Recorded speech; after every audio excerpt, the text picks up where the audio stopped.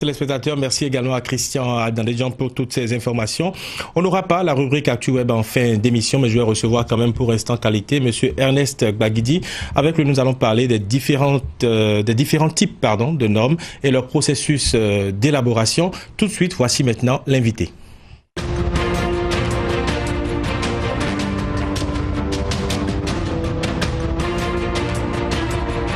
Je reçois ce jeudi Raoul Faladé, il est le secrétaire général de la mairie de Cotonou. Raoul Faladé, bonsoir. Bonsoir, monsieur. Alors, vous êtes avec nous sur ce plateau justement pour nous entretenir sur la gestion qui est faite des inondations aujourd'hui dans la ville de Cotonou. On a remarqué, c'est vrai, que Cotonou est sous l'eau. C'est le propre de Cotonou chaque fois quand nous approchons de la saison pluvieuse. Mais ce qu'on a remarqué en plus cette année, c'est qu'il y a beaucoup d'ordures dans la ville de Cotonou et finalement tout le monde se pose la question de savoir qu'est-ce qui se passe, comment est-ce que vous gérez les inondations cette année-ci. Ouais, merci, monsieur le journaliste. Je crois que la situation est un peu plus critique cette année dès lors que les eaux de pluie sont venues se mélanger à cette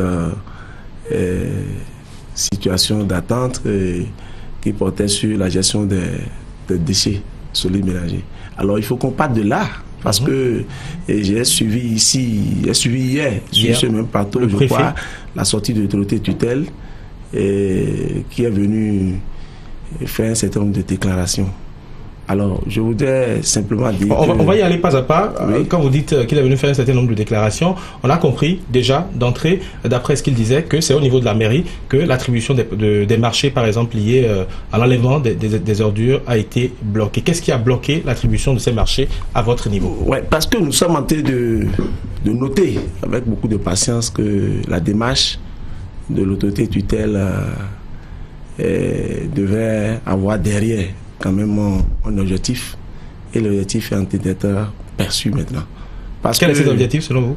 Bon, parce que depuis hier, l'autorité tutelle a, selon ce qu'il m'a dit, je crois le préfet m'a appelé hier midi 13h pour m'informer de ce que ils auraient réquisitionné ensemble avec le ministre du cadre de vie aurait réquisitionné un des prestataires de la ville de Cotonou pour intervenir sur un lot qui est resté infructueux à la suite de nos procédures d'appel d'offres.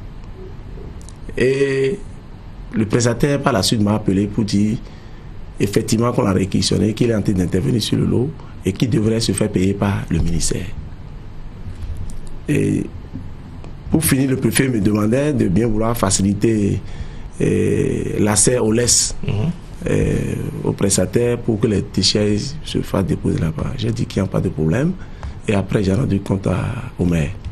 Alors, c'est dit, dans cette question de gestion des déchets, il y a quelque chose qui s'est mal passé et très mal passé, j'allais dire. De quoi s'agit-il? Alors, depuis le mois de septembre 2016, parce que nous étions en contrat. Les contrats, en fait, c'est des contrats de 2 ans. Et nous étions à la dernière année de l'exécution des contrats au cours de l'année 2016. Ça veut dire après 2016, on serait déjà en absence de contrat. Alors, en septembre 2016, le maire a saisi la DNCP et a demandé une dérogation spéciale pour dire que permettez-nous de faire prolonger les contrats de contrat par une dérogation spécifique parce que nous étions en coopération avec la mairie de Paris qui devrait aider la ville de Cotonou à remettre en place le plan, le schéma directeur de la gestion des déchets. Donc, cet accord était déjà... Et la DNCP a dit non. La lettre est là. La DNCP a dit avis défavorable. Ça veut dire, à partir de ce moment-là, aller élaborer les DAO, les contrats étaient conclus pour 2 ans. Donc, nous sommes à la fin de la 2e année, aller élaborer les DAO et lancer le processus d'appel d'offres. Alors, ça, c'est déjà l'avis de la DNCP qui est intervenu le 20 septembre 2016. Après ça, nous sommes rentrés dans le processus. Nous sommes rentrés dans le processus et en évoluant, nous étions là. Quand en février, plus précisément le 13 février 2017, le préfet nous envoie un message radio. D'abord un message radio pour dire au maire de sursoir et par à l'appel d'offres de ce soir à partir du lundi 13 février 2017 à toute procédure de passation en cours dans le domaine de la gestion des déchets ménagers et autres, y compris celles relatives à l'activité de désensablement et entretien des voies urbaines. Stop. Deuxième chose, de prolonger les contrats en cours jusqu'à la mise en œuvre d'un nouveau dispositif de gestion des déchets dans l'agglomération. Stop. Et ces deux points que le préfet a énuméré, et à quel moment? À un moment où nous étions au dépouillement, c'est la pression est déjà partie, nous étions au dépouillement des offres. Les prédateurs ont déjà soumissionné, les candidats ont déjà soumissionné, étaient au dépouillement des offres. Et je voulais vous dire,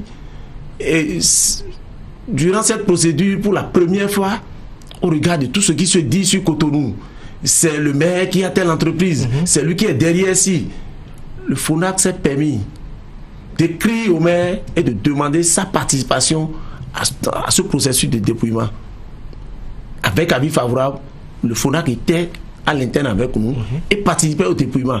Et à titre exceptionnel également, il y avait des huissiers que le maire a commis pour suivre l'opération et dresser enfin les PV.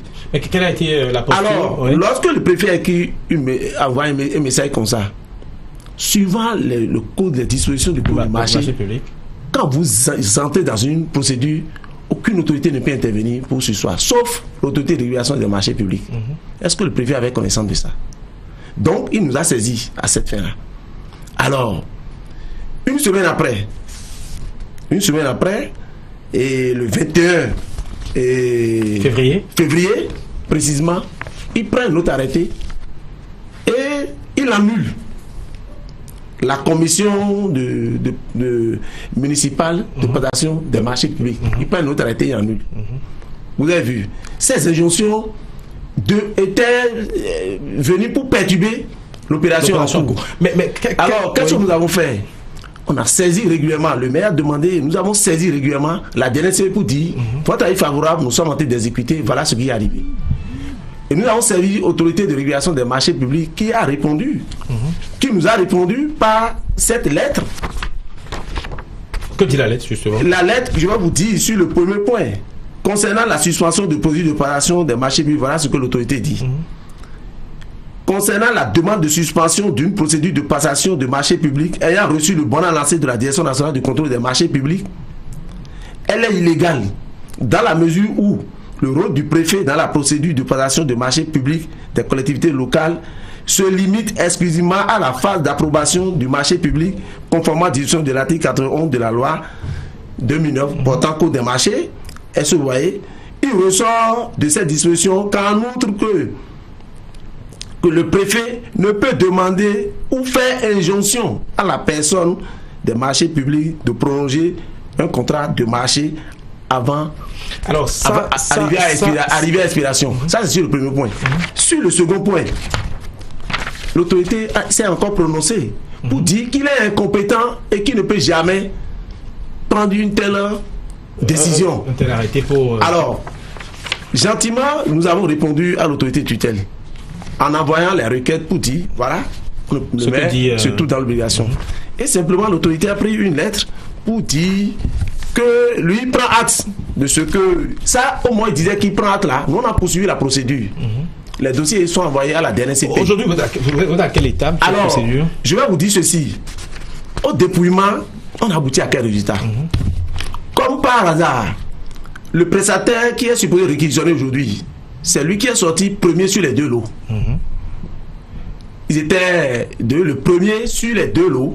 C'est celui qui est la société Glacem qu'on a réquisitionné aujourd'hui. C'est lui qui est premier sur les deux lots. Il a soumissionné pour les deux lots.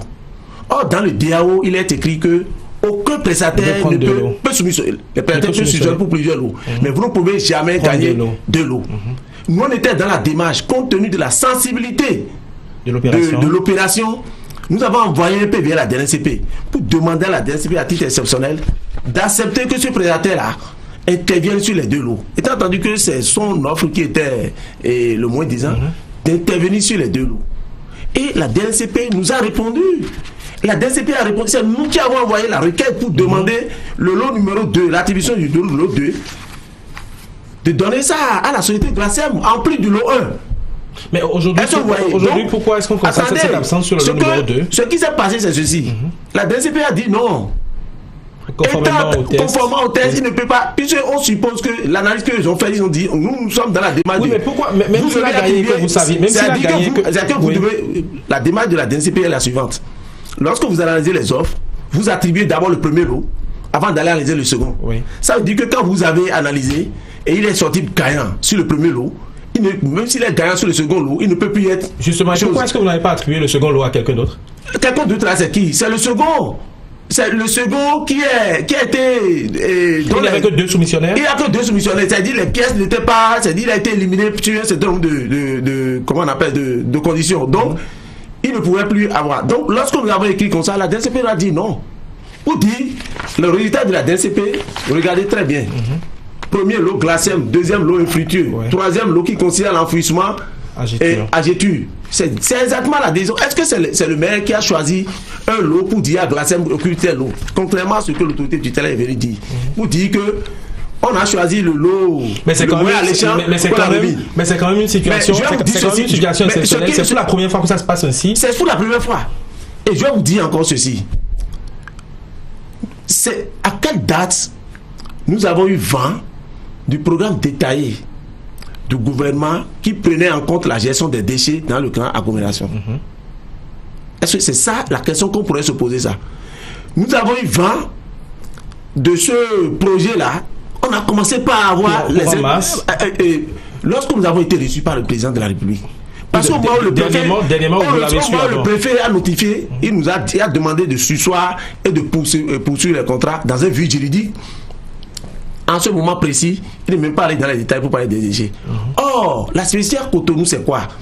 Compte tenu des expériences que nous avons vécues des années antérieures, depuis 3 ans, ce que nous sommes en train d'expérimenter, c'est la gestion intégrale de la salubrité. Ça veut dire que dans le package des DAO, vous avez en même temps le curage, vous avez le désensablement, vous avez l'enlèvement des ordures. Je vais vous laisser continuer. Est-ce que, quand vous laissez un peu de côté tous ces tests pour le bien-être et que vous pensez au bien-être des populations et tout, ce que le gouvernement demande, ce que le chef de l'État a demandé au maire Liali Soglo quand il y a eu cette rencontre avec les autres maires du Grand Nokoué, qui était de passer des contrats de courte durée pour très rapidement permettre au programme d'action du gouvernement d'être déployé après. Qu'est-ce qui bloquait la mairie dans ce processus? Pourquoi est-ce que la mairie ne pouvait pas aller dans ce sens-là? La mairie je vais vous dire ceci, mais tout ne se passe pas à la mairie de Cotonou. Je vous dis, la mairie est une structure publique. Tout comme les autres structures, c'est les mêmes procédures, d'exécution des dépenses publiques observées au niveau des ministères, au niveau des structures étatiques. C'est la même procédure que la mairie doit observer. C'est-à-dire que ce dossier, compte tenu de son étendue, et du coup, ce n'est que la DNCP qui peut conduire le processus avec la mairie de Cotonou. Tout ce que nous devons faire, on doit recevoir l'avis de la DNCP. Au moment où le chef de l'État se prononçait en ces termes, le dossier était à la DNCP. L'avis de la DNCP était attendu par rapport aux analyses et au PV élaboré, envoyé à sa direction. Est-ce que vous voyez? Donc, ce n'est qu'après ça. La preuve, c'est que jusqu'à l'heure où je vous parle, nous sommes en absence de contrat. Il n'y a pas un contrat. C'est récemment que nous avons eu enfin l'avis de la DNCP qui nous a dit, avec le seul lot que vous donnez à l'autre, rédiger les contrats. Et la DNCP a revu les contrats avec nous. Est-ce que vous voyez? Pour nous mettre en phase. À la date d'aujourd'hui, alors je vous parle, le contrat est aujourd'hui sur la table du directeur national du contrôle des marchés publics pour être signé avant même d'être acheminé à la préfecture. Nous sommes dans un vide juridique. Est-ce que le maire de la ville de Cotonou... Alors, vous pouvez nous poser la question de savoir, depuis le mois de janvier, si l'autorité préfectorale est si préoccupée par la situation, depuis le mois de janvier, pourquoi l'autorité n'est pas venue en phase pour dire, maintenant, je vais m'intéresser un peu à comment la vie, est-ce que vous avez un contrat, comment vous gérez les ordures dans la ville de Cotonou? C'est ça la question. Mais vous le dites comme si il n'y a pas de bonne relation entre la préfecture de Cotonou et puis la mairie de Cotonou, alors que le préfet a dit le contraire hier sur ce plateau. Je vais vous dire ceci. De mon point de vue, l'autorité ne se revendique pas. L'autorité ne se revendique pas. C'est à travers des actes, à travers des faits, qu'on découvre l'autorité, qu'on sait que telle personne est l'autorité. Et à travers les propos. Mais que peut faire l'autorité? Que peut faire l'autorité si elles sont, par exemple? Ce qui devrait se passer, c'est ceci. Lorsque vous constatez que la seule ville sur laquelle vous exercez une tutelle est dans une situation comme celle-là que vous avez décrite, si la tutelle savait bien qu'il y a absence de contrat, il suffit d'inviter. On va et puis on discute de toute la solution. Comment vous nous accompagnez? En réalité, c'est de ça qu'il s'agit. Mais pourquoi justement, je vous ai posé la question tout à l'heure, pourquoi pour le bien de vos administrés? Parce qu'aujourd'hui, il y a ces ordures qui jonchent la ville de Cotonou, il y a ces populations qui ont les pieds dans l'eau. Pourquoi est-ce que, pour le bien de ces administrés, pour le bien de vos administrés, vous n'avez pas entrepris cette démarche-là, quand bien même il y a eu cette rencontre avec le chef de l'État et le préfet, justement, parce que vous dites que l'autorité ne se revendique pas, l'autorité, justement, parle d'indiscipline de la mairie de Cotonou, parce qu'il estime ou parce qu'elle estime que le même mot d'ordre a été donné à toutes les communes et que c'est seulement la mairie de Cotonou qui veut faire non, pas du tout. Justement, quand vous parlez d'indiscipline, c'est quoi? L'indiscipline, c'est par rapport à quel comportement on parle d'indiscipline? Non, c'est-à-dire, moi je dis, et je continue de le dire, l'autorité tutelle, le préfet du littoral, n'est pas nommé à la tête du département pour régler un compte avec le maire Léadi Villan-Soglo.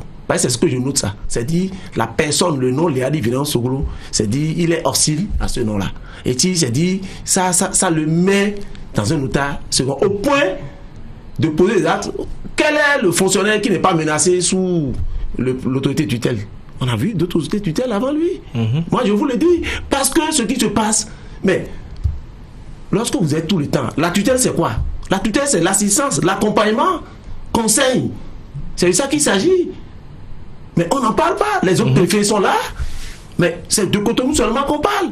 Et pourquoi on veut parler si tant de Cotonou? Comment les cas sont tarés? Comment les cas sont nuls? Comment on ne fait rien à Cotonou? Comment on n'a aucun plan? On est allé jusqu'à dire, lorsque l'autorité est venue ici dire devant vous, que c'est parce qu'il y a des yeux d'intérêt. Justement, c'est la question que j'allais vous faire. Il y a des commissions que la mairie doit recevoir par rapport à ces marchés. Oui, merci beaucoup. Quand vous dites, vous allez dans les réunions, l'autorité ne marche pas sur les rumeurs. Et c'est ça que je dis. Je parle là. C'est-à-dire, moi-même qui suis ici, je peux parler en ces termes. Et je dis, nous avons pour le moment une obligation de réserve qui pèse sur nous. Mais les jours à venir, les langues les plus déliées, les voix les plus autorisées passeront ici et vont faire des déclarations et vous saurez. Et parce que ailleurs, j'ai entendu dire, l'autorité du terrain a dit, et c'est parce qu'il a refusé de faire le jeu du maire de Cotonou que on ne s'entend pas. Quel est le jeu? Quand on va parler ici, vous saurez où est le jeu. Moi, il y a l'obligation de dire qui pèse sur moi. Mais monsieur Raoul Falalé, il y a le lot numéro 2 qui comporte au moins 4 ou 5 arrondissements, c'est bien ça. Et le préfet a souligné hier, par exemple, qu'à Votrou, la mairie n'a pu rien faire. C'est les sapeurs-pompiers, par exemple, qui sont allés sur le terrain pour pomper les eaux, pour aider les populations. Aujourd'hui, que fera la mairie de Cotonou pour que les choses avancent? Je vais dire ceci. Ça, vous rentrez dans les inondations. Depuis toujours, à la mairie de Cotonou, on n'a jamais dit que la mairie de Cotonou, à travers les 3 CI n'avaient pas vocation pour solutionner définitivement les problèmes d'inondation. On est conscient de la situation. Les 3 CI, c'est des solutions précaires. C'est comment aller à l'assaut des populations pour soulager leurs peines pendant les saisons pluvieuses. Le préfet a dit qu'ils sont allés à Votrou intervenir dans une école pour pomper les eaux. Il n'y a qu'à Votrou. Maintenant, allez aujourd'hui, allez nous dire comment à Votrou. Allez promener vos caméras là-bas. Vous ne pouvez pas amener une pompe, par exemple, dans une zone sans issue et dire que vous pompez les eaux. C'est comme vous amenez dans le lac là, votre pompe et puis vous pompez. L'eau va aller où? L'eau va aller où? Vous pompez. Mais le préfet a expliqué également qu'on est déjà en train de dégager ces exutoires là aujourd'hui. Quand vous voulez pomper, il faut d'abord aller identifier, c'est-à-dire la réserve qui pourrait accueillir l'eau que vous allez pomper. Les ouvrages d'assainissement qui sont à proximité. Aujourd'hui, Raoul Falalé, pratiquement à la fin. Aujourd'hui, que faire pour que les ordures quittent la ville de Cotonou? Mais justement, c'est ce que je vous dis. Les ordures quittent la ville de Cotonou. La mairie de Cotonou aujourd'hui, nous sommes en absence de contrat. On n'a pas encore le contrat sous la main. C'est dit, la unité est connue. On n'a pas finalisé le contrat. Maintenant, nous, on n'a pas la force. Le préfet a la force aujourd'hui. Il dit qu'il a réquisitionné un des 2 prestataires. Fine. Mais aujourd'hui, l'autorité pense qu'elle peut mettre l'argent dedans, parce qu'ils ont l'argent frais, ils veulent payer. D'accord, mais quand on ne veut pas accompagner, aujourd'hui j'ai suivi l'autorité. Le problème justement, c'est que le contrat que vous avez passé ne respecte pas justement ce que le gouvernement dit, c'est-à-dire de passer ces contrats à courte durée. Quel est le contrat que nous avons passé? C'est pourquoi je vous dis, la ville de Cotonou dans le processus ne peut pas lui-même s'octroyer le privilège de dire que je fais tel. On ne peut que il y a la DNCP qui est là, qui régule ce que nous faisons. La DNCP a donné l'avis favorable pour l'élaboration d'un contrat de 3 mois. Alors, quand on parle de petits marchés dans l'administration, est-ce qu'on est obligé de passer par la DNCP? Mais ça dépend, le seuil. C'est-à-dire, il y a des. Justement, pourquoi ne pas passer de petits marchés avec de petits seuils et traiter avec le code sur les marchés interdit ça. C'est le saucissonnement. Vous ne pouvez pas le faire. Dès que le marché dépasse un seuil, vous devez aller devant la DNCP. C'est clair et net. Donc, ce que moi je dis, ce n'est pas. En termes d'accompagnement, c'est pas je dis. Et l'autorité devait avoir une bonne maîtrise de la situation. Et du processus d'abord. Alors, la situation et devrait voir à quel niveau je peux accompagner. On va retenir que dans la ville de Cotonou, la mairie de Cotonou va continuer à rester les bras croisés et à regarder les ordures augmenter. Non, justement, c'est ça qu'il s'agit. C'est dire ce que moi je dis ici, qui a la force. Je vous dis, il y a un phénomène. Et quand vous prenez le processus de gestion des déchets à Cotonou, nous avons le meilleur mécanisme de gestion des déchets. Et pourtant, la ville de Cotonou n'est pas aussi propre que ça. C'est la première chaîne, c'est le premier maillon qui ne fonctionne pas très bien. C'est-à-dire la pré-collecte des déchets. Et quand la pré-collecte des déchets, mais lorsque vous voyez les ordures sur les TPC, vous les voyez sur les places publiques, est-ce que c'est des endroits appropriés pour les ordures, pour accueillir les ordures? Aujourd'hui, je note très bien que l'autorité tutelle dispose de la force. Parce que les policiers sont à sa disposition, les militaires sont à sa disposition, la gendarmerie est à sa disposition. Donc il peut réquisitionner la force. Les policiers, les gendarmes ne vont pas. On va finir cet entretien. Les policiers, les gendarmes ne vont pas ramasser les ordures dans la ville de Cotonou. Non, ce n'est pas ramasser les ordures. Que pouvez-vous dire aujourd'hui aux habitants de la ville de Cotonou par rapport aux ordures qui jonchent les TPC, qui sont un peu partout dans la ville? Il y a des opérateurs économiques de l'étranger qui rentrent à Cotonou. Que pouvez-vous dire aujourd'hui aux populations? Que peut faire la mairie de Cotonou aujourd'hui pour nous sortir de ce labyrinthe? La mairie de Cotonou n'est pas capable de faire face à ses responsabilités. D'accord? Mais la mairie de Cotonou souffre d'accompagnement. Je précise bien, souffre d'accompagnement. Maintenant, lorsqu'on nous a mis dans cette situation, dans cette difficulté, et qu'on s'est substitué d'office à la mairie pour faire vivement que ceux ou celles qui se sont substitués à la mairie, pour faire vivement qui conduisent le projet jusqu'à ton terme, qu'on puisse voir, parce que je vous apprends rien. S'il y a des choses plus faciles que la gestion des déchets, les gens sont déjà dedans et ils viendront sur ce même plateau vous dire ce qui est plus facile que la gestion des déchets, ils vont vous dire. Parce que il est facile de dire un certain nombre de choses. Et puis je finis pour dire ceci. Il faut qu'on retienne une fois pour de bon que les marchés ne se donnent pas. On gagne les marchés. On rentre dans un processus pour gagner les marchés. Et il faut éviter aussi de jeter de l'eau propre sur des personnes dans un processus de passation de marché. Quand on dit de ces genres de choses, pour notre pays, ce n'est même pas très bien. Merci Raoul Falade, vous êtes le secrétaire général de la mairie de Cotonou. Vous étiez sur ce plateau justement pour nous parler de ce imbroglio qui existe aujourd'hui par rapport ou autour de la gestion des ordures dans la ville de Cotonou. Je vais recevoir maintenant pour la suite de cette émission et ce sera justement le dernier